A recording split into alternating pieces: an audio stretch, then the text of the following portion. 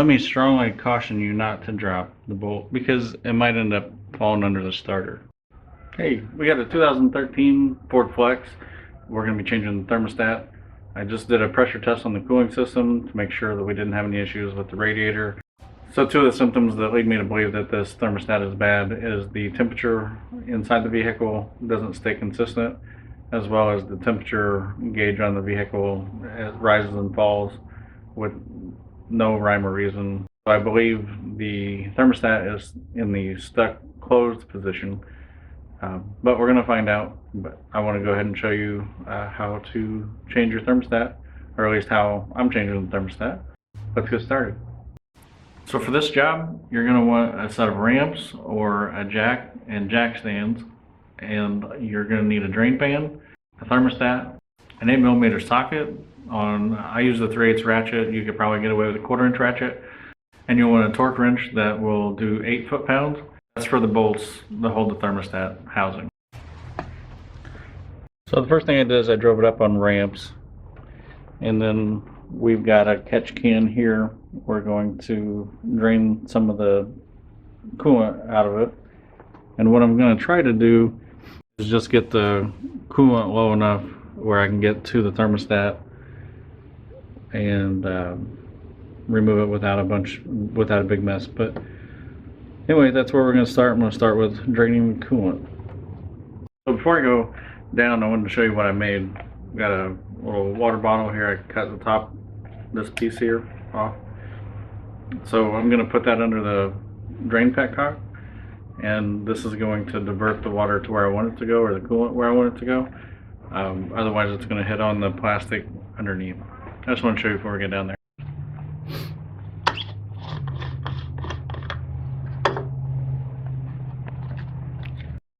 Alright, here we are under the car. I know the audio is terrible on this GoPro, but you can see where the drain is, and you can see where that petcock goes. So ideally I can get this up in there under there, and then I can divert the water to a drain pan.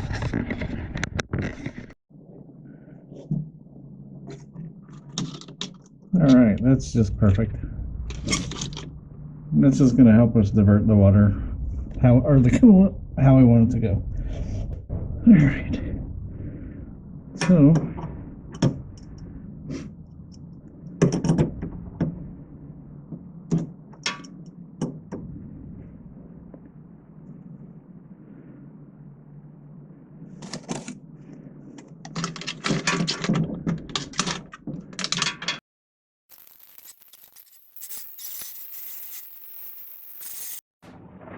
alright, I'm not sure if my theory is going to work, but you can see the coolant level is right here, which is lower than the top radiator hose, which is also where the thermostat housing connects.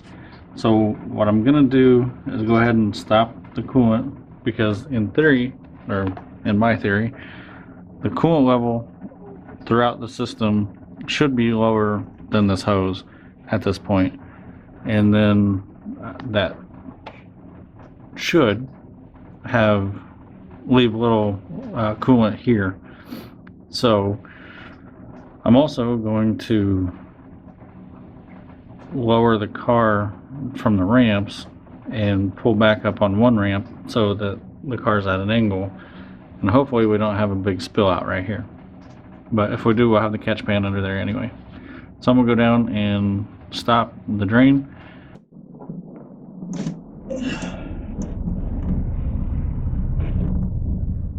Alright, let's try and stop the flow of coolant here.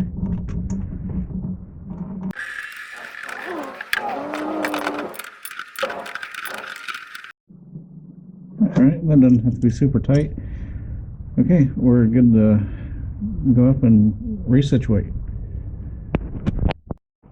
So I don't know if you can tell, but we've got the front driver's side up higher than the passenger side.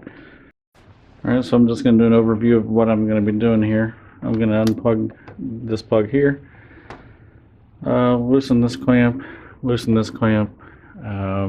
Take this off. In case you're wondering how these come off, it's actually pretty easy. Just squeeze in, pull, and then we're going to get this out of the way so we can get to the thermostat housing right there.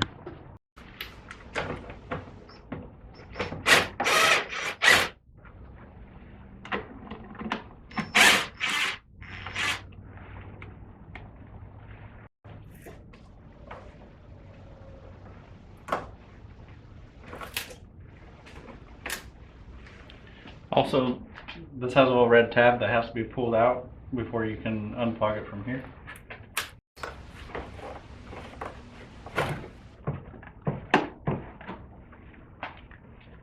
Set this out of the way.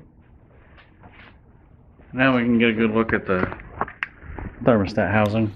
I was pointing here mistakenly, so it's right here, and it looks like 8 or 10 millimeter bolts, just 2 of them.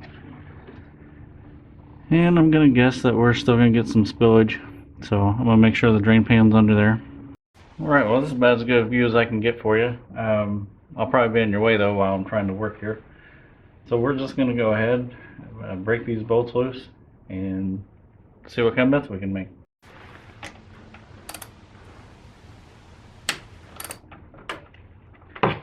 The setup I'm using here is a 8mm 3/8 drive with a 1-inch extension.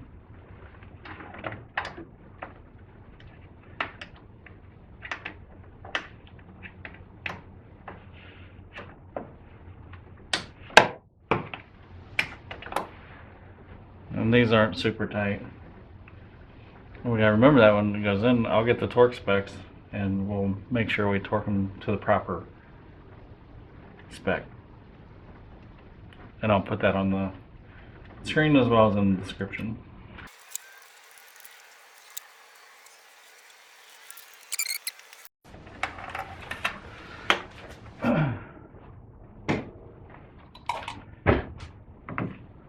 Alright, moment of truth.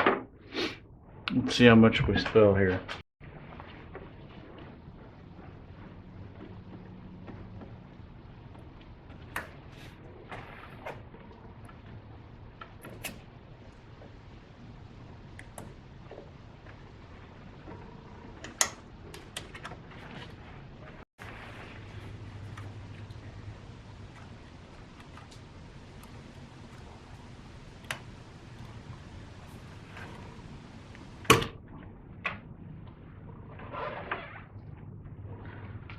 So we had a little bit come out. Let's take a look at the new one, see if there's anything obvious we see. Alright, so here's the new one and the old one, side by side. And I'll be real honest with you, I don't know how to test them. One test I do know is to drop one in a pot of boiling water. But I can say this one's pretty soft. And this one's a little more firm, but we're going to throw it in there.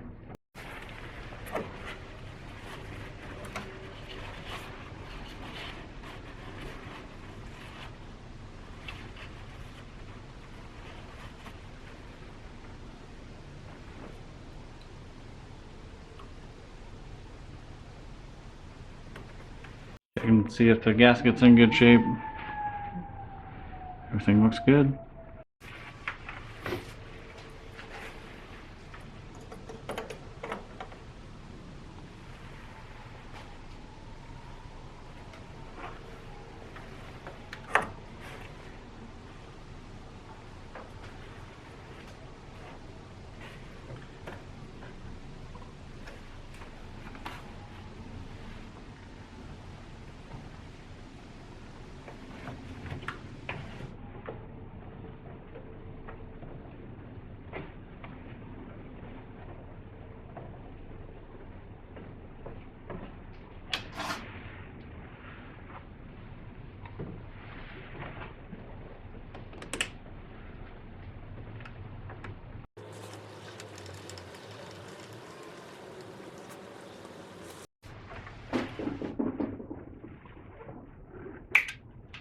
It was at this moment that he knew. That would happen. Let me strongly caution you not to drop the bolt because it might end up falling under the starter.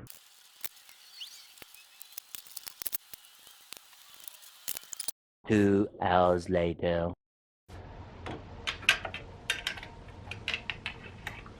Huh. Well, how about that? Found a bolt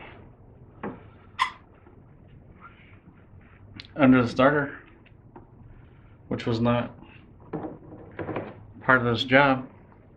I'm gonna put this back together and we'll come back. Alright, we're gonna try this again. And this time I'm not dropping any bolts. Starting with the bottom one.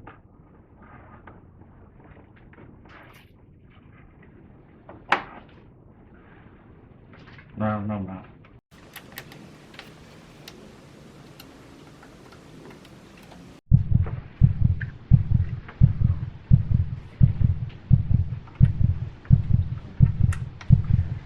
Okay, got the hard part.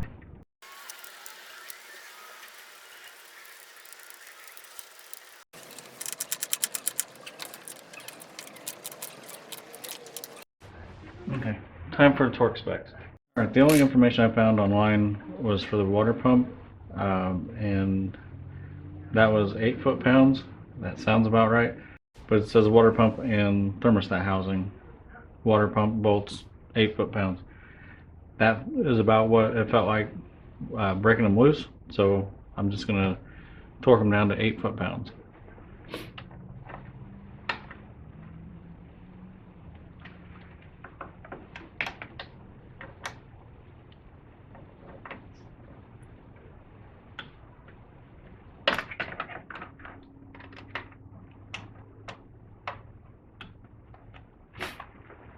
All right, we're good to go. Good to put this back together and then fill the coolant.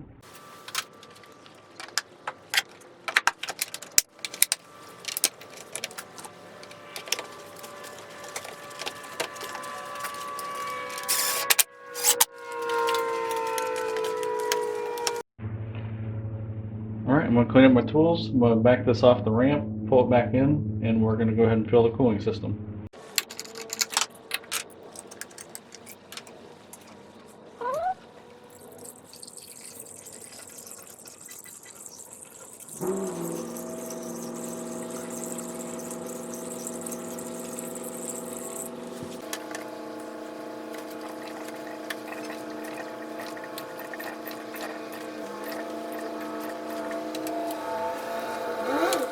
Okay, we're going to start it, let it run for a little bit, warm up, hopefully get up to temperature, and then we should see the level drop. I'm not going to bore you guys with that, but I'm going to go ahead and start it, let it run. Alright, well, I just let the car warm up, and we've got heat on the radiator hoses. So we are going to go ahead and take it for a drive. We'll recheck the coolant level once it cools off, and then we'll be done with this one. If you have any questions or comments about this job, please feel free to put them in the comments below. You shouldn't have to take the starter off to put the thermostat housing back on like I did, so I just want to caution you, make sure you don't drop those bolts or put something across there in case you do drop the bolt. Anyway, thanks for watching, and hopefully I'll see you on the next video.